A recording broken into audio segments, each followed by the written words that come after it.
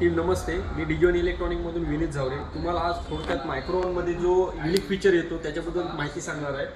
Feature असा आहे की ऑटो कुक मेनू.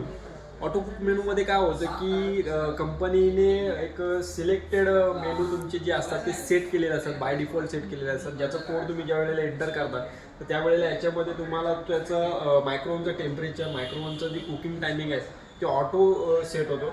तर ते एल जीमध्ये सुद्धा येतात, सॅमसंगमध्ये येतात, आय एफ बीमध्ये येतात आणि बऱ्याच साऱ्या मायक्रोनमध्ये येतात तुम्हाला हा ऑटो कुक मेनू, ज्याच्यासाठी आपल्याला कंपनी क्यू आर कोड देते किंवा मॅन्युअल बुकमध्ये डायरेक्टली तुम्हाला कंपनी काय करते, मॅन्युअल बुकमध्ये गेल्यानंतर इथे तुम्हाला कोड्स येतात प्रत्येक मेनूचे, तर तिथून सुद्धा पाहू शकताय.